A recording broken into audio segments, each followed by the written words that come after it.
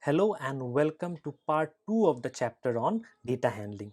So today's main topic of discussion will be arithmetic operators in Python. I'll start with the concept of operators and then I'll be discussing about the different type of operators, but I'll be discussing in details about arithmetic operators only in today's session. So let's try to understand the concept of operators. So what do we mean by operators? Operators may be defined as the symbols that trigger the operation on data. So if we have some symbols and if in those symbols we have certain values or strings, then with the help of certain symbols we can do the operations on those operands. So let's try to understand what do we mean by operands. So the objects of the operation are referred to as operands. So whatever objects are there with the help of which we will do the operation, they are known as operands. Let's try to understand it with the help of an example. So for example, let's say we have a plus b. So here a and b are known as the operands and the plus symbol is known as the operator. Let's go to the types of operators. So the different types of operators available in Python are arithmetic operators, relational operators, identity operators, logical operators, bitwise operators, membership operators. So our today's topic of discussion will be on arithmetic operators and its types. So arithmetic operators are used in Python to do the arithmetic operations. So if you want to do various arithmetic operations in Python, then you will take the help of these arithmetic operators. Let's go to the examples of arithmetic operators, which are plus, minus, into, division, flow division, remainder division and exponentiation division. We will discuss about all these different types of operators in great details along with practical examples. Let's see the different types of arithmetic operators available. They are unary operators and binary operators. So the entire group of arithmetic operators can be broadly classified into two categories. They are unary operators and binary operators. Let's try to understand the concept of unary operators. Unary means one. So the operators that act on one operand are called unary operators. So those operators which will act only on one operand like plus a, minus a, then these operators are known as unary operators. So let's go to the types of unary operators. We have only two types of unary operators, which are unary plus and unary minus. What is unary plus? Here the symbol plus precedes an operand. Precedes means, let's say we have an operand a. So before that operand, if we have the plus symbol, then we will say that it is unary plus. So for example, if we have a equals to 3, then plus a will represent 3. If a equals to 0, then plus a will represent 0. If a equals to minus 6, then plus a will refer to minus 6 only, because plus minus will become minus. For example, if in the interactive mode we type a equals to 3, then we will get the result of plus a as 3 itself. If we give a equals to minus 6, then we'll get plus a as how much? We'll get plus a as minus 6 itself. Let's go to unary minus, which says here the symbol minus precedes an operand. The only difference with unary plus is that here before the operand will have the minus symbol. So if a equals to minus 3, then minus a will signify how much? Minus a will signify 3. Similarly, if a equals to 0, then minus a will signify 0 itself. If a equals to 3, then minus a will signify minus 6. So let's say we'll take in interactive mode a equals to minus 3. So the result of minus a will be 3, because minus minus is how much? Minus minus is plus. So let's say a equals to 0. So we have minus a equals to 0. So let's try to understand the concept of unary operators. So before that, let's try to revise the rules of these operators. Let's say we have the plus operator. Okay, I think this is not working properly. So yeah. So we know certain rules, like if we have both plus plus will result in what? It will result in plus. Similarly, if we have plus minus, and it will result in minus, and also you know the third rule, which is minus minus is equals to plus. So these things should be kept in mind while discussing about the unary operators. Okay, I think I'm clear with these things now. So here, so plus plus is your plus, plus minus is your minus, minus minus is your how much, plus. Okay, so if we implement it in Python, let's say we give a equals to 3, so and if I give minus a, that means it will give you a result of minus 3. So if we have a equals to, let's say, 0, then minus a will give how much? It will give you 0 only, because before 0 we do not give any symbol. Let's say a equals to minus 6, and then minus a will give you plus 6, because minus, because why? Because if I take minus 6, so what we took? We took that a equals to minus 6, then we gave minus a. What does minus a signifies? Minus a signifies minus, what we'll write in place of a? In place of a we will write minus 6. So minus minus becomes plus, so we'll get ultimately the result as how much? We're getting the ultimate result as 6. So that's about unary plus and unary minus. Let's go to the binary operators. Binary, the word bi means 2. So the operators that requires 2 operands to produce result are called binary operators. So you'll always remember that binary operators will require 2 operands. Like in case of unary operators, we use only 1 operand, but in binary operators we'll use 2 operands.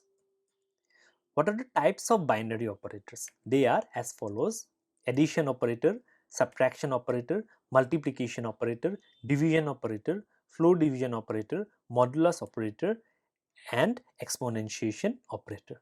Let's begin with addition operator. All of you know about the addition or the plus symbol in mathematics. So the addition operator is used to add the value of the operands. So if we have the operands and if we want to add the values of these operands, then we'll use which operator? We'll use the addition operator. Addition operator is denoted with the help of which symbol? It is denoted with the help of the plus symbol. So if we write 4 plus 6 in the interactive mode, we'll get the result as 10. So also there is a second use of addition operator, which is in the concatenation of strings. Concatenation means the process of joining two strings is known as concatenation of strings. For example, if I take A equals to Raj, B equals to Day, and if I do A plus B, what it will do? It will simply join the two strings Raj and Day, and you will get the output as Raj Day.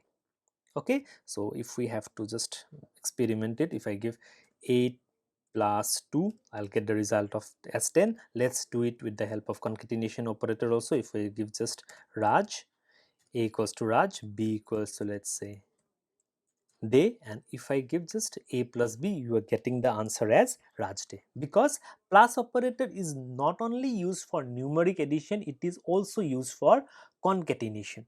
So see, one operator may be used for different purpose. So if one operator is used for a variety of purpose, this concept is known as operator overloading.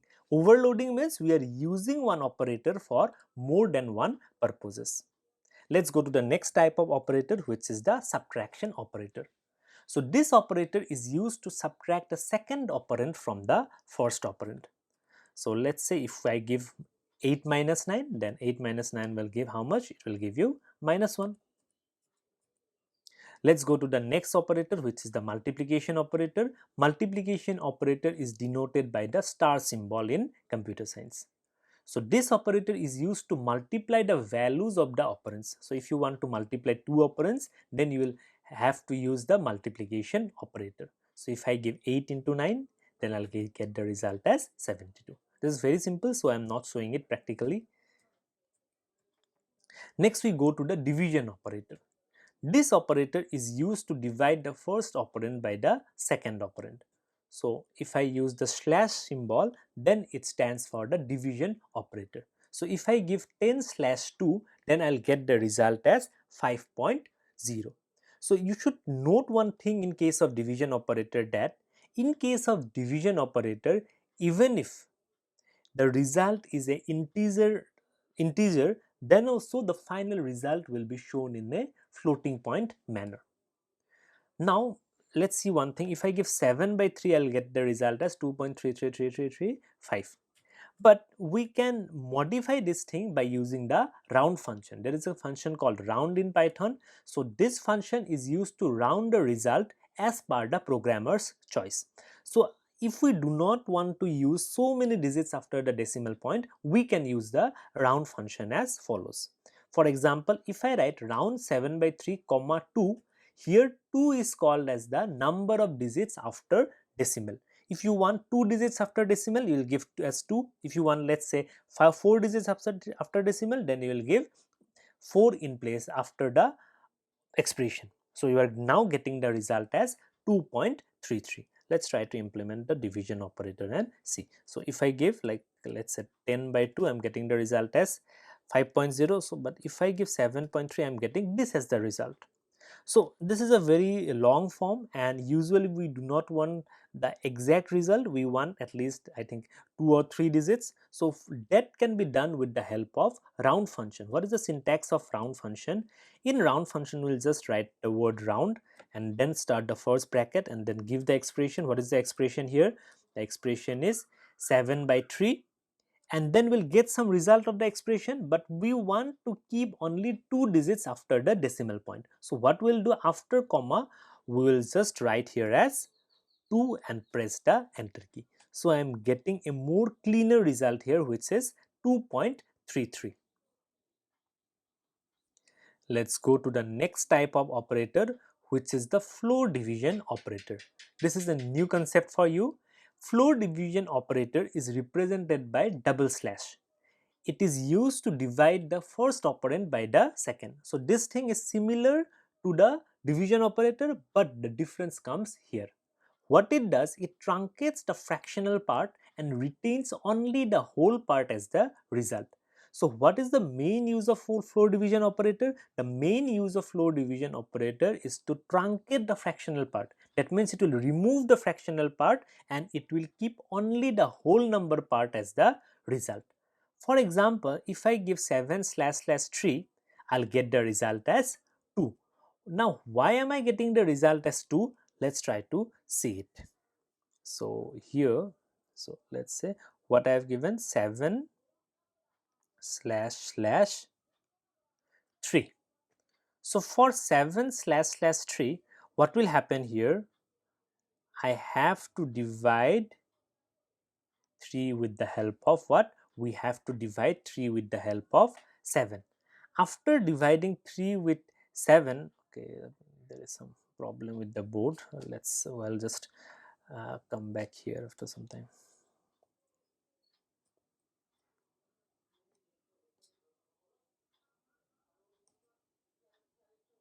Okay, now it has come. So if I divide 7 by 3, 7 slash slash 3, that means I'm dividing 7 by 3. So here what I'll get here, I'll get here as 6, and 6 will go 2 times, and I'll get the remainder here as how much? I'll get the remainder as 1. So after that, what I have to do, I'll just have to bring a 0 here. Okay, after bringing a 0, what I need to give? Yeah, again need to give a point here. After that, what will go? It will happen 9. So it is how many times? It is 3 times. After that, I'll give 1 again, then 0, and this process will continue. So ultimately we'll get the answer as 2.33 dot dot dot. But here I am using double slash. The use of double slash is floor division. What it will do, it will remove the part after the decimal point. That means it will remove this part. So after you remove that part after decimal point, what you will get? You will get the result as 2. So let's check it. So if I just give here 7 slash slash 3 and press the enter key, I'm getting the result as 2. Actually the result is 2.33, but here the work of floor division operator is to remove the part of the decimal point. Therefore I am getting the result as how much? I am getting the result as your 2 only. Similarly, if I divide 9 by 2, I'll get the result as 4.5, but since it is a floor division operator, so I'll get the result as how much? I'll get the result as only 4, because the part after the decimal part will be removed. Okay, since the part after the decimal part will be removed, you will not see whatever is there after the decimal point. So it truncates the fractional part. Truncates means removes the fractional part. Let's go to the next operator, which is the modulus operator. The modulus operator is used to find the remainder of a division operation. So after you divide, whatever remainder you will get, that remainder is shown with the help of the modulus operator. For example, if you divide 7 by 3, then you will get the remainder as 1. So that remainder can be extracted with the help of modulus operator. Similarly, if we divide 4 by 2, we will get the remainder as 0. So you will get the answer as 0 itself. Okay.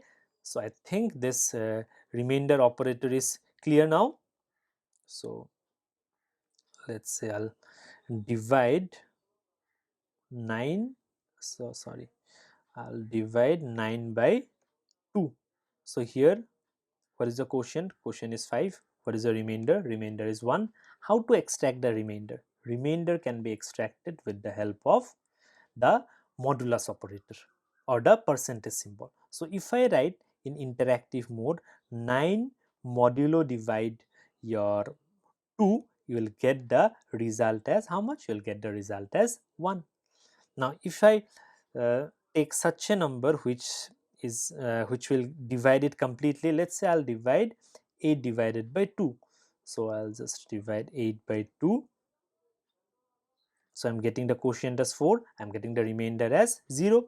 Therefore, if you write 8 modulo divide 2 in the interactive mode, you are getting the result as how much? You are getting the result as 0 here. Okay, that's the use of the modulus operator. Next, we go to the exponentiation operator. Exponentiation operator is denoted in Python with the help of double multiplication symbol. So this operator is used to find the power of a number with respect to a base. So if you want to find out the power of a number, then we will use this operator called as the exponentiation operator. What is the syntax of exponentiation operator? The syntax is base into, which is the exponentiation symbol, then exponent. So here if I give 7 into 3, that means the meaning is 7 to the power 3, which is 343. Similarly, if I give 12 into 2, the meaning is 12 square, which is 144. Also, you can use the exponentiation operator for finding the square root. How? Because you know that the square root power is what? It is half. Half means it is 0.5. So, if I want to find the square root, I'll just raise the power to 0.5. So, what is the square root of 121? It is 11. So, if I give 121 into 0.5, I'll get the result as 11. Let's try to implement the exponentiation operator. Let's say I want 2 cube. So, 12, 2 into 3, where I'm getting the result as 8. Similarly, if I want to find out the square root, I can give 121 into 0.5. That means how much I'm getting? I'm getting the result as your 11. Okay, so I hope with this all these different types of operators are clear to you. So now I'll just show you one program to your okay, let's before that let's try to show you exponentiation operator. So if I give 2 into 3, it will refer to 2 cube in mathematics. And I was talking about square root. So if I give square root of 121, here actually it implies 121 to the power how much? Half. Half will signify how much? 0.5. Therefore, in Python to find this result, we give 121 into 0.5. Into is what? Into is the exponentiation operator. Okay, so these were the different types of operators available. Now let's try to do an application of this operator of all these operators. So basically I'll be explaining you about the exponentiation operator. Now for that, what I'll do, I'll just make a program to find out the area of a circle. Now what is the area of a circle? The area of a circle is pi r square.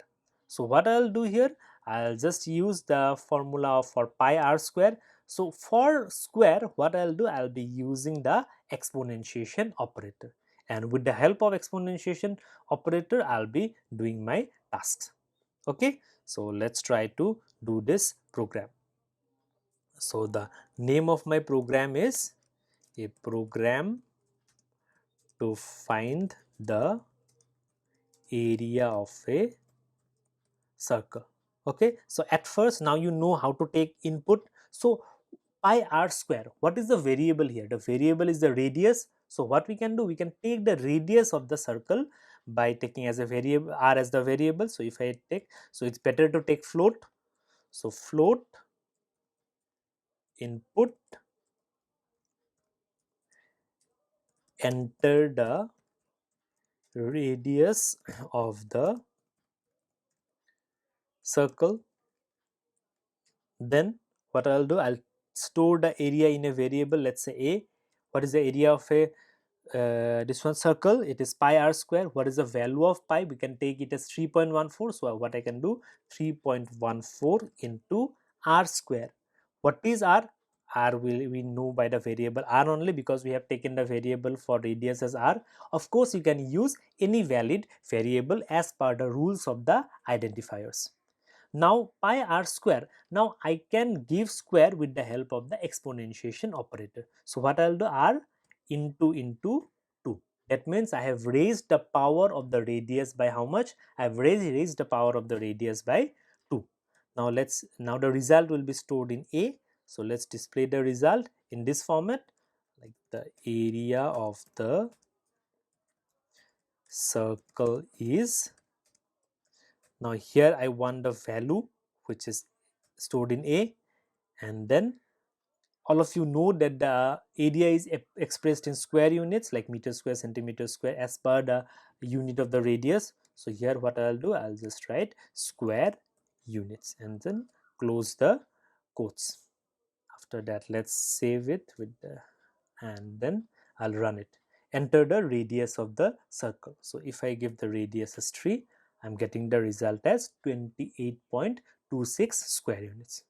So these are some applications of the different types of arithmetic operators available. Now I'm giving a program to try for yourself. Please try to implement it in Python. So implement a program in Python to find the volume of a cylinder. And for that you need to use which operator? You need to use the exponentiation operator. I hope you'll be able to do it with the help of the concepts taught in this particular part. I'll see you again in the next session. Thank you very much.